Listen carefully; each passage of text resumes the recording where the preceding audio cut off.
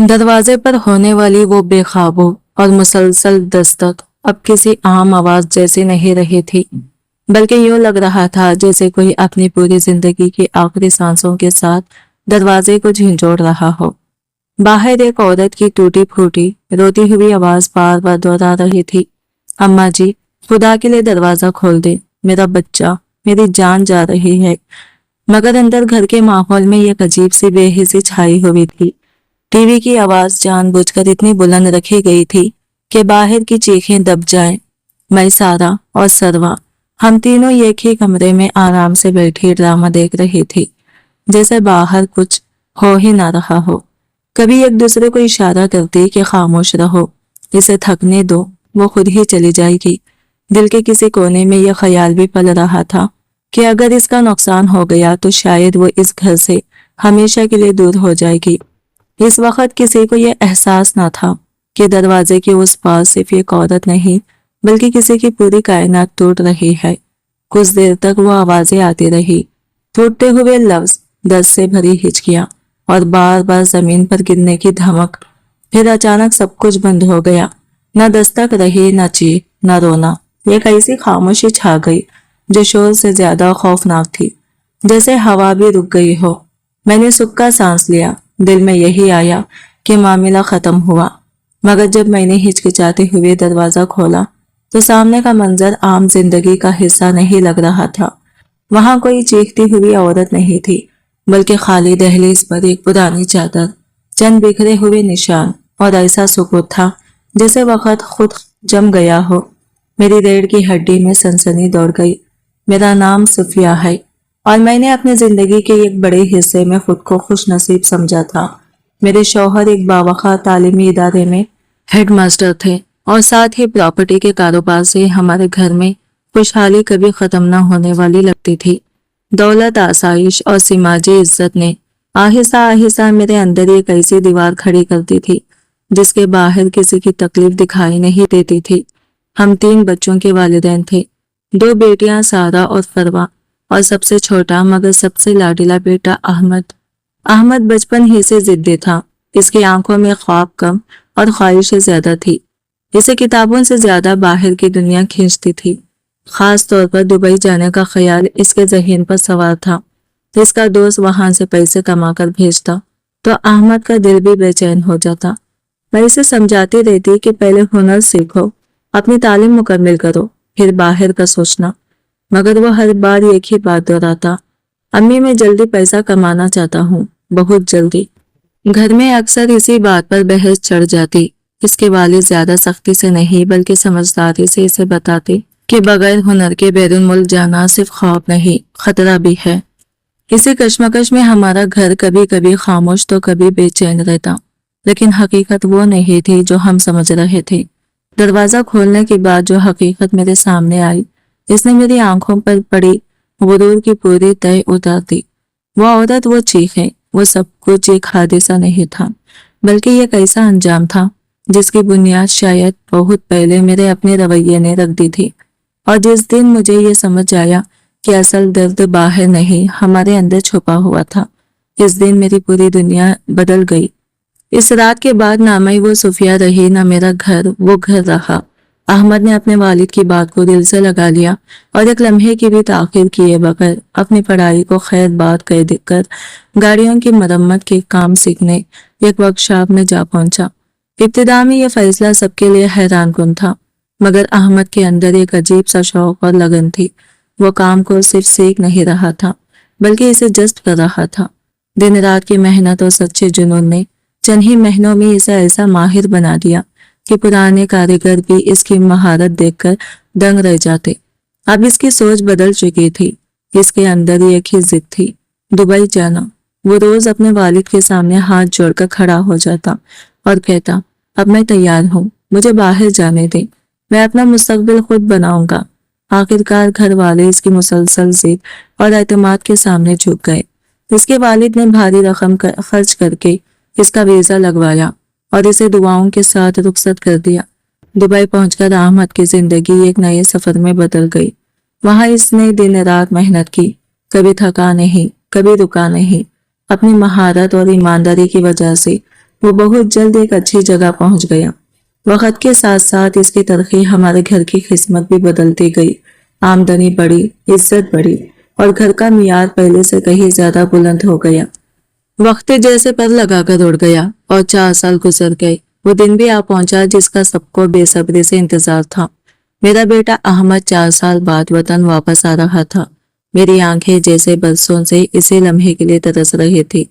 گھر میں خوشی کا سما تھا۔ سارا اور فروا اپنے بھائی کے آنے کی خبر سن کر خوشی سے بے قابو ہو رہی تھی، کیونکہ احمد ان دونوں کا سب سے بڑا سہارا اور لاڈلا تھا۔ میں نے پورا گھر دلہن کی طرح سجا دیا تھا۔ احمد کے پسندیدہ کھانے بنائے گئے۔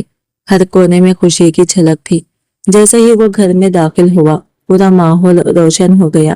ہم سب اس سے لپٹ گئے جیسے وقت نے ہمیں برسوں بعد ایک ساتھ لا کھڑا کیا ہو۔ احمد بھی جذبات پر قابو نہ رکھ سکا۔ اس کی آنکھیں بھی نم تھی۔ انہی دنوں میری بڑی بیٹی سارا کے لیے ایک بہت امیر اور بااثر خاندان سے رشتے کی بات آئی۔ میں نے اپنی شان اور اپنی سوچ کے مطابق فوراً ہاں کر دی۔ میرے دل میں ہمیشہ یہی خواہش رہی تھی کہ میری بیٹیاں ایسے گھر میں جائیں جہاں لوگ ان کی مثال دیں۔ اب میری نظر اگلے خواب پر تھی۔ احمد کی شادی میرے دل میں یہ خواہش زور پکڑ رہی تھی کہ میں اپنے بیٹے کے لیے بھی کسی اعلیٰ، خوبصورت اور باوقار گھرانے کی لڑکی لاؤں تاکہ ہمارا خاندان مزید اونچا دکھائی دے۔ میں اپنے ہی خیالوں میں اس کی ہونے والی دلہن کے خواب سجا رہی تھی۔ ایک شام میں نے بڑے پیار سے احمد کے سامنے اس کی شادی کا ذکر چھیڑا، مگر اس نے جو مسکرا کر جواب دیا، اس نے جیسے میرے قدموں تلے سے زمین ہلا دی۔ وہ سکون سے بولا، امی، لڑکی تو میں پہلے ہی پسند کر چکا ہوں۔ اس ایک جملے پر کمرے کی فضا بدل گئی۔ سارا اور فروا ایک دوسرے کا منہ دیکھنے لگے جیسے انہیں یقین ہی نہ آ رہا ہو۔ میرے اندر حیرت اور غصے کی ملی جلی لہر دوڑ گئی۔ میں نے سخت لہجے میں کہا، بیٹا، تم تو دبئی میں تھے۔ امی ناراض نہ ہو، میں نے لڑکی پسند کر لی ہے اور میں اس کے بغیر کسی اور کو اپنی زندگی میں شامل نہیں کر سکتا۔ احمد کی یہ بات سن کر میرے اندر جیسے آگ لگ گئی۔ میں نے سخت لہجے میں کہا، تم نے وہاں جا کر لڑکی پسند کر لی، میں ایسی بہو ہرگز اس گھر میں نہیں لاؤں گی۔ احمد نے پہلی بار سنجیدگی سے میری طرف دیکھا۔ اس کی آواز میں ضد نہیں بلکہ ایک عجیب سا سکون تھا۔ وہ بولا، اماں، میں وہاں اس لڑکی کے لیے ہی گیا تھا۔ میں چاہتا تھا کہ اپنے پاؤں پر کھڑا ہو کر اس کے گھر رشتہ لے کر جاؤں، نہ کہ اپنے باپ کی دولت کے سہارے۔ یہ سن کر میں اور میری دونوں بیٹیاں ایک لمحے کو خاموش رہ گئی۔ احمد نے آگے بتایا کہ وہ لڑکی اسے اکثر یہی کہتی تھی کہ جب تم خود قابل بن جاؤ گے تب ہی میرے گھر رشتہ لے کر آنا۔ اسی بات نے اسے بدل دیا تھا۔ اسی نے اسے محنت اور جدوجہد کا راستہ دکھایا تھا۔ میں نے بوجھل دل کے ساتھ پوچھا، اچھا اس کا گھر کہاں ہے؟ احمد نے یہ قریبی مگر عام سے علاقے کا نام لیا اور کہا، میں انہیں پہلے ہی بتا چکا ہوں۔ آج ہم سب اس کے گھر جا رہے ہیں۔ یہ سن کر میرے دل میں عجیب سی بے چینی پیدا ہوئی۔ ہم سب نے بھاری دل اور الجھے ہوئے ذہن کے ساتھ تیاری کی۔ دل میں کہیں نہ کہیں یہ امید تھی کہ شاید وہ کوئی پوشیدہ امیر خاندان نکلے، کوئی ایسا گھر جس کا ہم اندازہ نہیں لگا پا رہے۔ مگر جیسے ہی ہماری گاڑی ایک تنگ گلی میں رکی، میرے چہرے کے تاثرات بدل گئے۔ سامنے ایک انتہائی سادہ، پرانا اور خستہ حال سا مکان تھا۔ دیواریں وقت کے ماں سے ٹوٹی ہوئی، دروازہ معمولی اور ماحول بالکل عام۔ یہ منظر دیکھ کر میرے اندر کا غرور جیسے زمین میں دفن ہونے لگا۔ گھر کی دہلیز پار کرتے ہی میری اور میرے دونوں بیٹیوں کے چہرے اتر گئے۔ ہمارے چہروں پر ناگواری صاف جھلک رہی تھی، مگر احمد کے والد ساتھ تھے۔ یہ قصور پسند، سنجیدہ اور خاموش طبیعت کے انسان۔ ان کی موجودگی میں ہم کچھ کہنے کی ہمت نہ کر سکے۔ ہمیں ایک سادہ سے بیٹھک نما کمرے میں بٹھایا گیا۔ فرنیچر پرانی مگر صاف ستھری تھی۔ کچھ دیر بعد ایک ادھیڑ عمر عورت آئی۔ چہرے پر تھکن ضرور تھی مگر انداز میں سلیقہ اور عزت تھی۔ وہ بار بار ہماری خدمت میں لگی ہوئی تھی، جیسے اپنی پوری کوشش کر رہی ہو کہ مہمانوں کو کوئی کمی محسوس نہ ہو۔ پھر ایک بزرگ اندر آئے، جھکے ہوئے کندھے، کانپتے قدم، مگر آنکھوں میں غیر معمولی وقار۔ انہوں نے میرے شوہر کا نہایت عزت اور گرم جوشی سے استقبال کیا، اور اس لمحے پہلی بار مجھے محسوس ہوا کہ یہ گھر شاید دولت میں کم ہو مگر کسی اور چیز میں بہت بڑا ہے۔ میرا موڈ اس حد تک بگڑ چکا تھا کہ وہاں ایک لمحہ بیٹھنا بھی میرے لیے ناقابل برداشت ہو گیا۔ میں نے بغیر کسی لحاظ کے سخت لہجے میں کہا، ہمارے پاس وقت کم ہے، آپ مہربانی کر کے لڑکی کو سامنے لائیں۔ میرے الفاظ سن کر گھر والے کچھ لمحے کے لیے ہچکچا گئے۔ ماحول میں ایک عجیب سی خاموشی تھی۔ پھر چند منٹ بعد ایک لڑکی چائے کی ٹرالی لیے کمرے میں داخل ہوئی۔ وہ شکل و صورت میں بالکل عام سی تھی، نہ کوئی خاص چمک، نہ کوئی ایسی بات جو میرے معیار سے میل کھاتی۔ اس کا لباس بھی سادہ اور معمولی تھا۔ اسے دیکھتے ہی میرے اندر کا غصہ اور بڑھ گیا، جیسے میں پہلے ہی کسی فیصلے کن نتیجے پر پہنچ چکی ہوں۔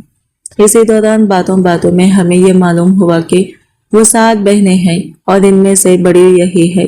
کوئی بھائی نہیں تھا۔ یہ سن کر میرے ذہن میں ایک جیسے ایک ہی اور ہی خیال نے جنم لیا۔ میں حیران بھی ہوئی اور اندر ہی اندر ایک تلخی بھی جاگ اٹھی۔ میرے دل میں فوراً یہ سوچ آئی کہ جس گھر میں 7 بیٹیاں ہوں وہاں میری حیثیت کے مطابق نہ تو کوئی جہیز ہوگا اور نہ ہی وہ شان و شوکت جس کا میں خواب دیکھ رہی تھی۔ وہ میرے بیٹے کو کیا دے سکے گی؟ میرے لیے وہ لمحہ مزید برداشت سے باہر تھا۔ میں فوراً اٹھ کھڑی ہوئی اور چپ چاپ گاڑی میں آ بیٹھی۔ حالانکہ احمد کے والد بار بار اشارہ کر رہے تھے کہ کم از کم رسم کے طور پر ہی صحیح لڑکی کے سر پر ہاتھ رکھ دو، کچھ دعائیں دے دو، کیونکہ وہ احمد کی پسند تھی۔ لیکن میں نے صاف کہہ دیا، ہم گھر جا کر سوچیں گے، پھر جواب دیں گے۔ میری بات سن کر وہاں موجود لوگ حیران رہ گئے۔ ان کے چہروں پر ناگواری اور افسوس دونوں تھے۔ واپسی کے سفر میں ماحول مزید کشیدہ ہو گیا۔ احمد کے والد مجھ پر سخت ناراض ہو گئے۔ وہ غصے میں بولے، اگر تمہارے بیٹے نے اسے پسند کیا ہے اور لڑکی بھی شریف لگتی ہے تو تم نے اتنی بے رخی کیوں دکھائی؟ اس کے سر پر ہاتھ کیوں نہیں رکھا؟ میں نے بھی تلخ لہجے میں جواب دیا، آپ کو وہ شریف لگ گئی؟ اگر واقعی اتنی ہی شریف ہوتی تو میرے بیٹے سے چھپ کر رابطہ نہ رکھتی۔ میں گھر جا کر ٹھنڈے دماغ سے سب سوچوں گی کہ کیا کرنا ہے۔ گھر پہنچتے ہی میں نے احمد کو اپنے سامنے بٹھایا۔ اس کی آنکھوں میں امید تھی مگر میرے لہجے میں فیصلہ۔ میں نے صاف اور سخت الفاظ میں کہا، مجھے وہ لڑکی ذرا بھی پسند نہیں ہے۔ میں نے سخت لہجے میں کہا، یہ لڑکی کسی بھی طرح ہمارے خاندانی معیار اور مرضیت سے میل نہیں کھاتی۔ میری یہ بات سن کر احمد کا چہرہ جیسے لمحوں میں بجھ گیا۔ اس کی آنکھوں میں دکھ واضح تھا مگر وہ پھر بھی پورے صبر کے ساتھ مجھے سمجھانے لگا، امی، وہ بہت سادہ اور معصوم لڑکی ہے، آپ اسے غلط سمجھ رہی ہیں۔ میں نے اس کی بات کا طنزیہ جواب دیا، سادہ ہے؟ اتنی سادہ ہے تو پھر تم سے مسلسل رابطے میں کیوں تھی؟ موبائل فون کیوں رکھا ہوا ہے اس نے؟ اور یہ بھی سوچو کہ اگر وہ ایسی ہی ہے تو اپنے گھر کے 7 بہنوں پر اس کا کیا اثر پڑے گا؟ میری بات پر احمد کچھ لمحے خاموش رہا، پھر اچانک اس نے جیسے دل کا بوجھ ہٹا دیا اور سچ سامنے رکھ دیا۔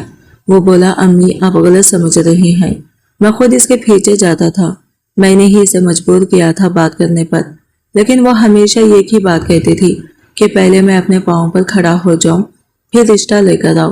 اس کی آواز بھاری ہو گئی۔ اگر آج میں دبئی میں اچھے مقام پر ہوں تو یہ صرف میری محنت نہیں بلکہ اس کی سوچ اور حوصلے کا بھی نتیجہ ہے۔ اس نے کبھی مجھے فضول تعلق میں نہیں رکھا، ہمیشہ یہی کہا کہ شادی تب ہوگی جب میں قابل بن جاؤں گا۔ میں اس کی بات سن کر بھی نرم نہ پڑی۔ میرے اندر کا غرور اور غصہ مزید بھڑک اٹھا۔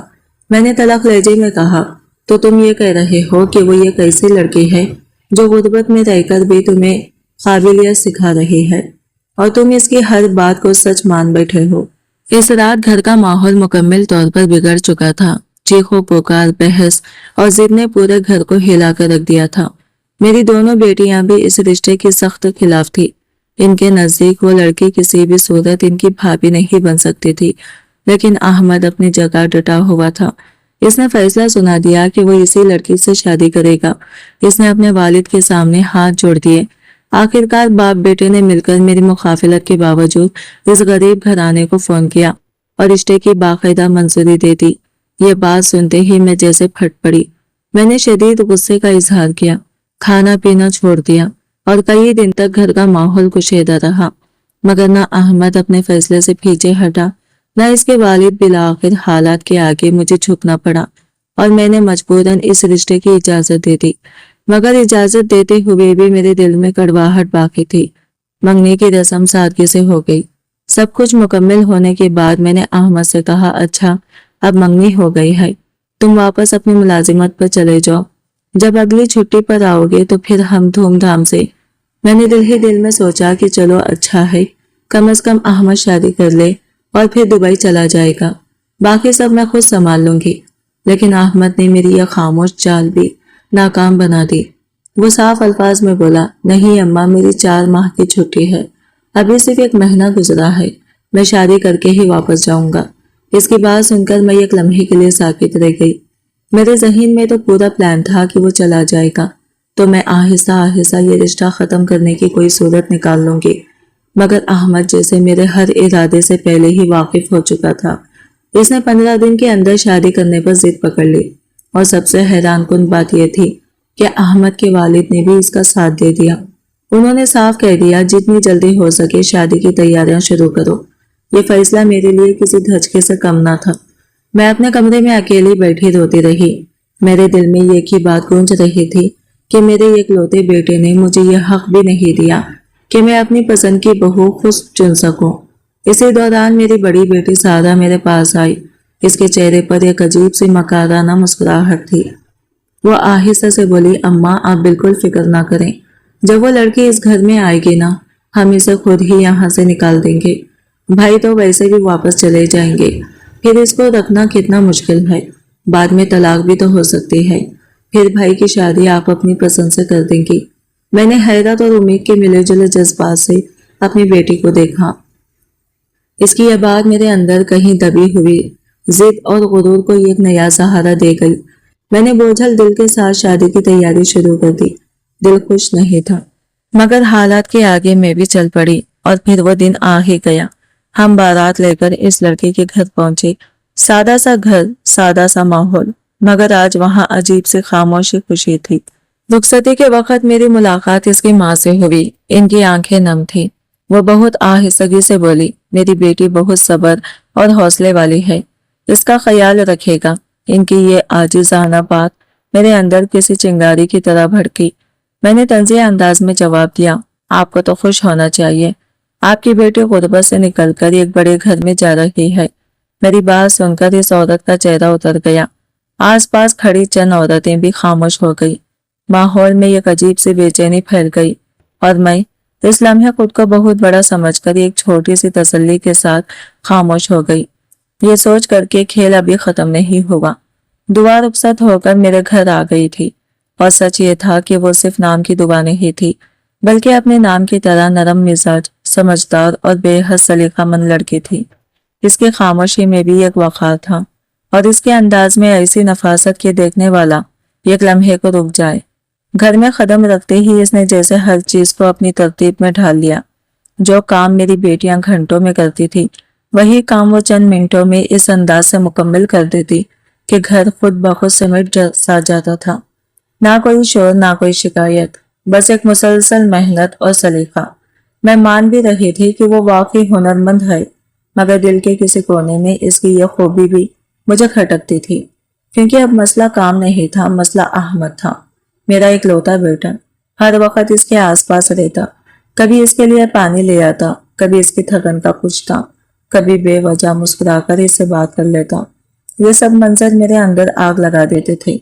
मुझे लगता था कि ये लड़की मेरे बेटे को मुझसे दूर कर रही है। जब मैं ये बात अपनी बेटियों से करती तो सारा हमेशा मुझे दिलासा देती, अम्मी सब्र करें, अभी भाई को जाने दें, फिर हम देख लेंगे इस लड़की को कैसे संभालना है। मैं इसकी बात सुनकर कुछ देर खामोश हो जाती, मगर दिल का गुस्सा कम ना होता। वक्त गुजरता रहा और फिर वो दिन भी आ गया जब अहमद की छुट्टियां खत्म हो गई। इसे दोबारा दुबई वापस जाना था। इस दिन घर का माहौल बहुत अजीब था। दुआ के चेहरे का रंग उड़ा हुआ था। इसकी आंखों से आंसू रुकने का नाम नहीं ले रहे थे। वो बार बार खुद को संभालने की कोशिश करती, मगर जज्बात इस पर हावी हो जाते। अहमद भी बेचैन था, कभी मुझे देखता, कभी दुआ के पास जाकर इसे तसल्ली देता, और यही मंजर मेरे लिए सबसे ज्यादा नाकाबिले बर्दाश्त था। इसी दौरान एक और खबर ने घर के माहौल को मजीद बदल दिया। दुआ उम्मीद से थी, यह खबर सुनते ही घर में खुशी के बजाय मेरे अंदर एक अनजानी सी बेचैनी फैल गई। मेरा दिल जैसे डूबने लगा। मुझे फौरन एहसास हुआ कि अब ये लड़की सिर्फ बीवी नहीं रही, अब ये माँ बनने वाली है, और इस बच्चे के साथ इसकी जड़ें, اس گھر میں اور بھی مضبوط ہو جائیں گی۔ ادھر احمد مسلسل منصوبہ بنا رہا تھا۔ وہ مجھے بتا رہا تھا کہ اس نے پاکستان میں دبا کے کاغذات کا بندوبست شروع کر دیا ہے اور دبئی جا کر وہ اس کے ویزے کے لیے کمپنی میں اپلائی کرے گا تاکہ وہ بھی اس کے پاس چلی جائے۔ یہ سن کر میرے اندر کا غصہ پھٹ پڑا۔ مجھے لگا جیسے سب کچھ میرے ہاتھ سے نکل رہا ہے۔ وہی لڑکی جسے میں نے کبھی اپنے معیار کے قابل نہیں سمجھا تھا، اب میرے بیٹے کے ساتھ ایک نئی زندگی کی طرف جا رہی تھی۔ میں نے دل ہی دل میں فیصلہ کر لیا تھا کہ بس احمد کو ایک رات اور جانے دو، پھر میں اس لڑکی کو اپنی طرح سنبھال لوں گی۔ احمد کی دبئی روانہ ہوتے ہی میرے رویے میں سختی اور بڑھ گئی۔ دعا کے لیے گھر جنت کے بجائے یہ قید خانہ بنتا جا رہا تھا۔ میں اسے دن بھر سخت کام کرواتی اور ذرا سی غلطی پر اسے باتوں سے ذلیل کرتی۔ وہ خاموش رہتی، برداشت کرتی، مگر اس کی خاموشی مجھے اور بھی چبھتی تھی۔ احمد کے والد کئی بار یہ سب دیکھ کر مجھے ڈانٹتے، مگر ان کے چلے جانے کے بعد میرا رویہ مزید تلخ ہو جاتا۔ مجھے لگتا تھا وہ دن بھر گھر میں رہتے ہی کب ہیں، انہیں اصل صورتحال کا اندازہ ہی نہیں۔ اسی دوران میری بڑی بیٹی سارا نے میرے کان بھرنے شروع کر دیے۔ وہ آہستہ آہستہ میرے اندر وہ زہر گھولتی گئی جو پہلے ہی موجود تھا۔ ایک دن اس نے کہا، اماں یہ آنے والا بچہ ہمارے لیے اچھا نہیں ہے۔ اگر یہ پیدا ہو گیا تو بھائی کبھی اس لڑکی کو نہیں چھوڑے گا، ہمیں 4-5 مہینوں میں کچھ کرنا ہوگا۔ پھر اس کی آواز اور نیچے ہو گئی، جیسے کوئی خطرناک راز بتا رہی ہو۔ میں تو کہتی ہوں کسی طرح اس کا بچہ ضائع کروا دے، ورنہ یہ لڑکی ہمیشہ کے لیے اس گھر میں مضبوط ہو جائے گی۔ یہ بات میرے اندر کے اندھیرے کو اور گہرا کر گئی۔ اب میرے ذہن میں صرف ایک ہی خیال تھا، اسے کسی طرح اس گھر سے نکالنا۔ میں نے دعا کو مزید مشقت میں لگا دیا۔ سخت گرمی میں بھی اسے ایک لمحہ آرام نہ کرنے دیا جاتا۔ جیسے ہی وہ تھک کر بیٹھنے لگتی، میں اسے کوئی نیا کام سونپ دیتی۔ وہ آہستہ آہستہ کمزور ہوتی جا رہی تھی، نہ صرف جسمانی طور پر بلکہ جذباتی طور پر بھی۔ شاید احمد کی غیر موجودگی کا دکھ بھی اس پر بھاری تھا۔ احمد کے والد کئی بار مجھ سے جھگڑتے، میری سنگ دلی پر آواز اٹھاتے، مگر میں اپنی ضد پر قائم رہی۔ اس کی باتیں میرے دل تک نہ پہنچی۔ پھر ایک دن وہ لمحہ آیا، دعا صحن میں کپڑوں کا بھاری ٹب اٹھائے جا رہی تھی۔ شدید گرمی تھی، پسینہ اس کے چہرے پر بہہ رہا تھا۔ اچانک اس کا پاؤں پھسلا اور وہ زور سے زمین پر آ گری۔ میں نے یہ منظر اپنی آنکھوں سے دیکھا، مگر میرے اندر کوئی ہمدردی نہیں جاگی۔ وہ درد سے کرا رہی تھی، مگر میں دوڑ کر اس کی طرف جانے کے بجائے سیدھا اپنے کمرے میں چلی گئی۔ دروازہ اندر سے بند کر دیا اور ٹی وی کی آواز اتنی اونچی کر دی کہ اس کی آواز، اس کی چیخیں، سب کچھ دب جائے۔ اس لمحے میں نے خود کو یہ یقین دلایا کہ میں جو کر رہی ہوں وہی درست ہے، مگر حقیقت یہ تھی کہ میں آہستہ آہستہ یہ کیسی حد پار کر رہی تھی جہاں سے واپسی ہمیشہ مشکل ہوتی ہے۔ ہم سب جانتے تھے کہ دعا درد سے تڑپ رہی ہے، مگر پھر بھی ہم تینوں ماں بیٹیوں نے یہ خاموش فیصلہ کر لیا تھا کہ ہم دروازہ نہیں کھولیں گے۔ وہ مسلسل دروازہ پیٹتی رہی، مدد کے لیے چیختی رہی، مگر ہم آرام سے کمرے میں بیٹھ کر ڈرامہ دیکھتے رہے۔ دل میں یہ سوچ مضبوط تھی کہ بعد میں کہہ دیں گے، ہمیں کچھ معلوم نہیں تھا۔ کچھ ہی دیر میں اس کی آوازیں آہستہ آہستہ کم ہونے لگی اور پھر مکمل خاموشی چھا گئی۔ اس خاموشی نے لمحہ بھر کو سکون ضرور دیا، مگر اس کے بعد جب ہم باہر نکلے تو صحن میں دعا موجود نہیں تھی۔ ہم نے پورے گھر میں اسے تلاش کیا، مگر وہ کہیں نہ ملی۔ اسی دوران میرے موبائل پر بار بار کالیں آ رہی تھی، اور جب میں نے دیکھا تو احمد کے والد کی درجنوں مس کالز تھی، جس سے میرے دل میں خوف بیٹھ گیا کہ کچھ بڑا ہو چکا ہے۔ اصل حقیقت یہ تھی کہ احمد کے والد دعا کو خود ہاسپٹل لے جا چکے تھے۔ ہم فوراً گھبرا کر سارا اور فروا کے ساتھ ہاسپٹل پہنچے۔ وہاں میں نے فکر مندی دکھانے کی کوشش کی، مگر اندر سے خوف زدہ تھی۔ راہداری میں احمد کے والد شدید غصے میں چکر لگا رہے تھے اور ہمیں دیکھتے ہی پھٹ پڑے کہ یہ قمیض سے بہو کا خیال رکھنے کے بجائے ہم کمرے میں آرام سے بیٹھے رہے۔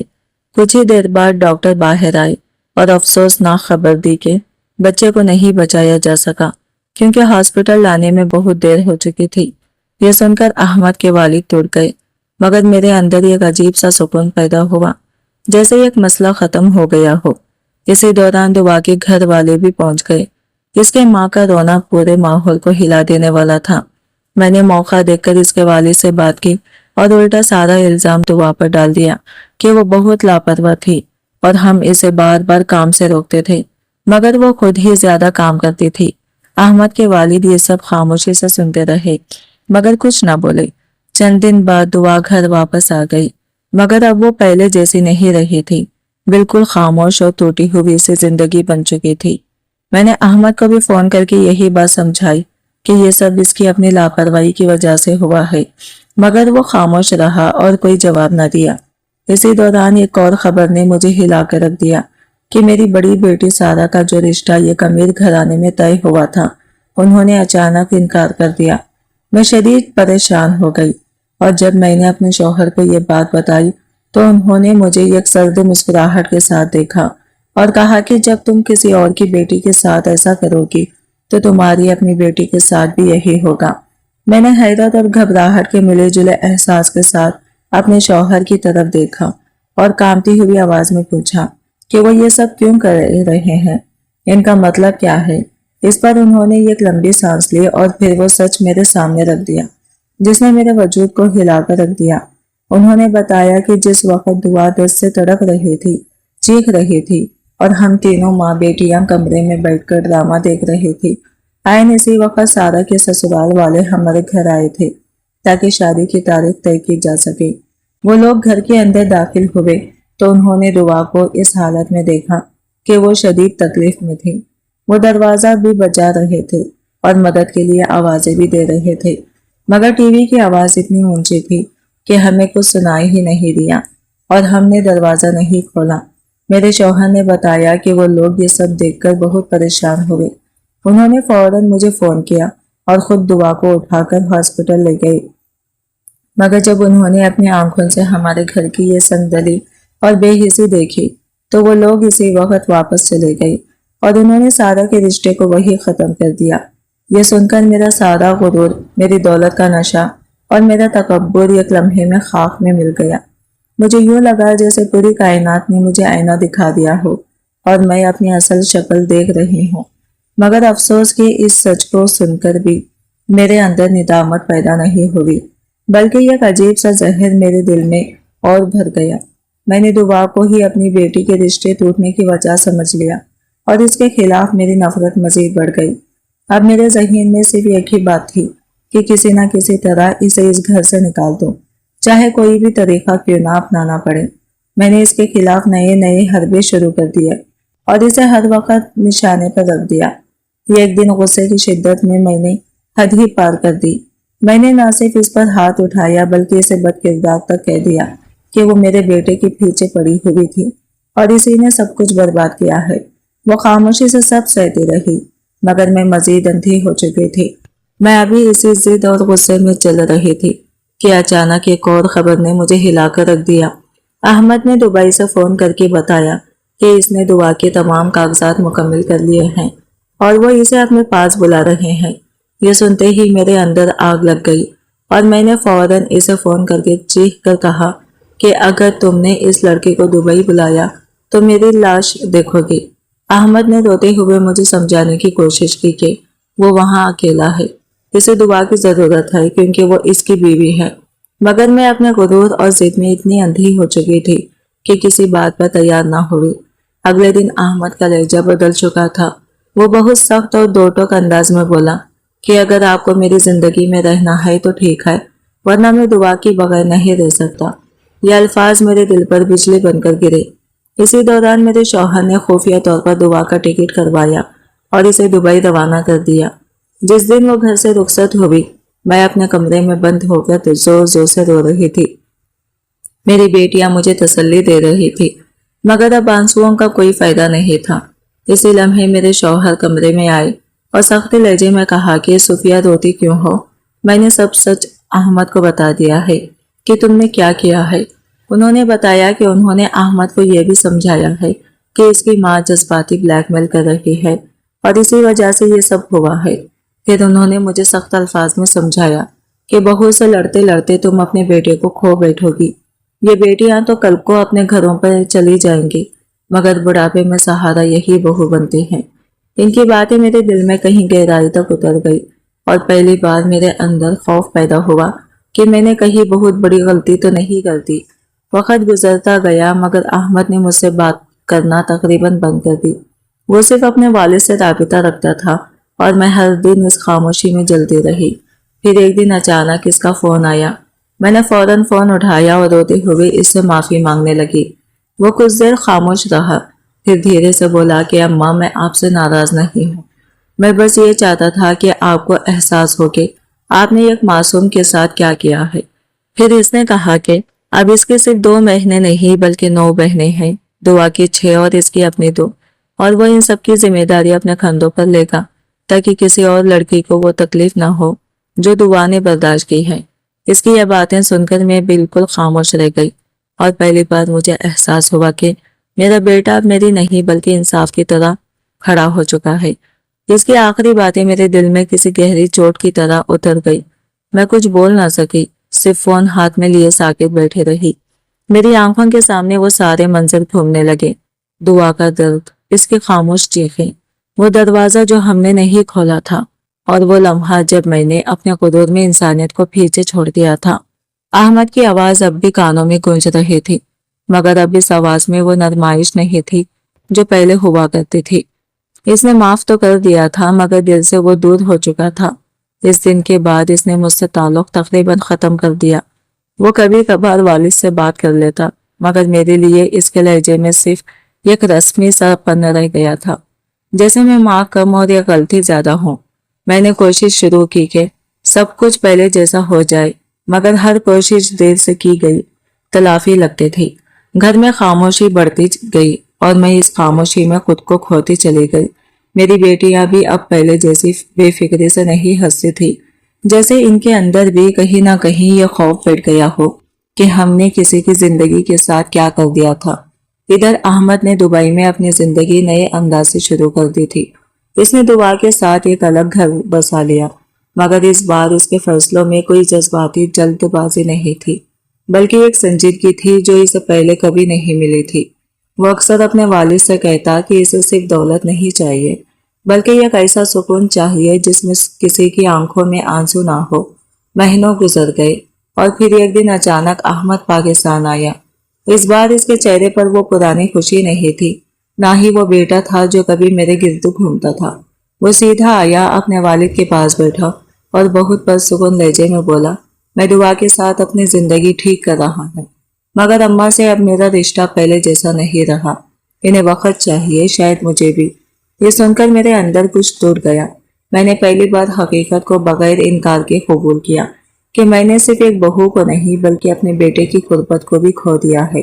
اس رات میں بہت دیر تک اکیلی بیٹھی رہی، نہ غرور تھا نہ غصہ، بس ایک خالی پن تھا۔ مجھے پہلی بار سمجھ آیا کہ طاقت گھر کی دیواروں میں نہیں بلکہ اس رشتے میں ہوتی ہے جسے ہم اپنے ہاتھوں سے توڑ دیتے ہیں۔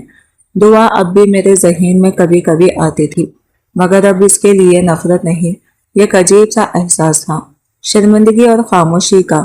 میں نے چاہا کہ وقت واپس آ جائے مگر وقت کبھی واپس نہیں آتا، وہ صرف سبق چھوڑ جاتا ہے۔